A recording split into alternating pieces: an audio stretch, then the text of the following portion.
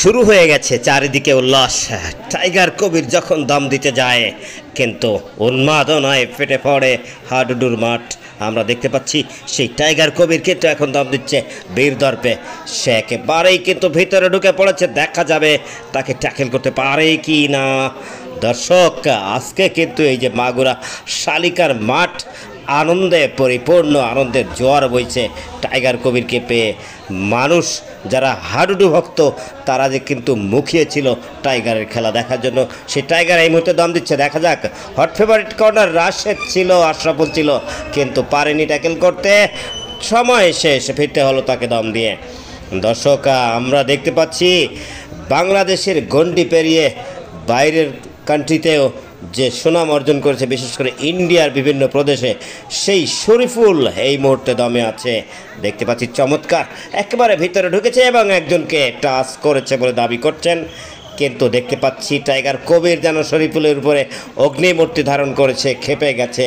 তিনি বলতে যাচ্ছে, তুমি টাচ না করেও কেন বলছো টাচ করেছি, মিথ্যার আশ্রয় কেন নিচ্ছ, এরকম একটি দাবি সে করলো। আমরা দেখলাম রেফারি মহোদয় কিন্তু সুন্দর একটি সমাধান দিলেন। পুনরায় দম দিতে তিনি সিদ্ধান্ত দিলেন। আবার দম দিচ্ছে সেই Shoriful, hot favourite raider Shariful.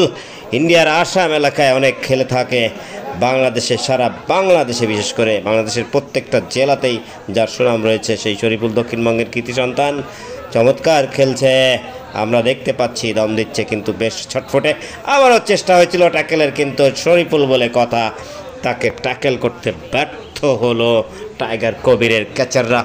আমরা দেখতে পাবো কে যাবে এবার দম দিতে, দেখা যাক, অপেক্ষায় রইলাম।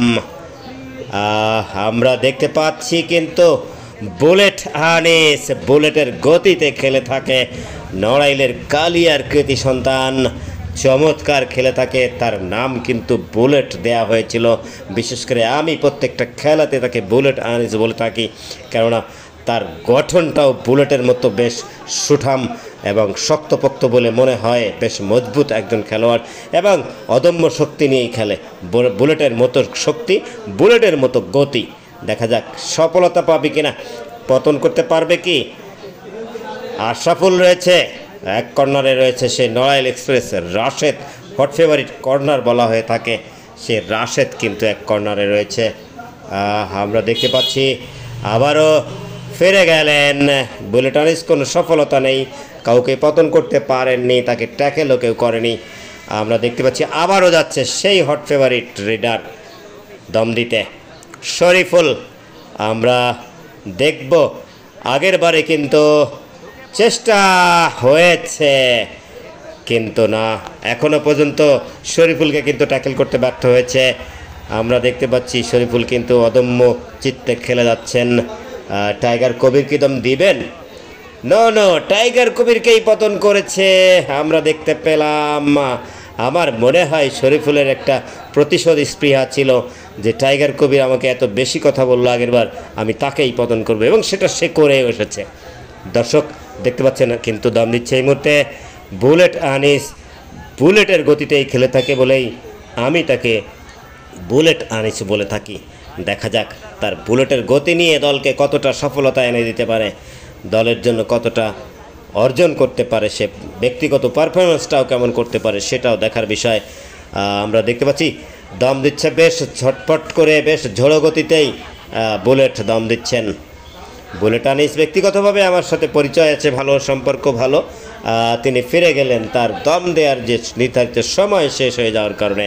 আবারও যাচ্ছে কিন্তু সেই শরীফুল, একেবারে ধারাবাহিকভাবে দম দিচ্ছে আজকে শরীফুল, আসলে অদম্য স্পৃহা নিয়ে খেলছে, চমৎকার পারফরমেন্স সে দেখাচ্ছে আজকের এই মাগুরা শালিকার মাঠে। শালিকাবাসী দেখছে যে শরীফুলও একজন কি বলবো ভাইরাল একজন খেলোয়াড়, তারকা খেলোয়াড়, সেটা কিন্তু আজকে সে প্রমাণ দিচ্ছে। এবারও কিন্তু চেষ্টা হয়েছিল, পারেনি তাকে ট্যাকেল করতে।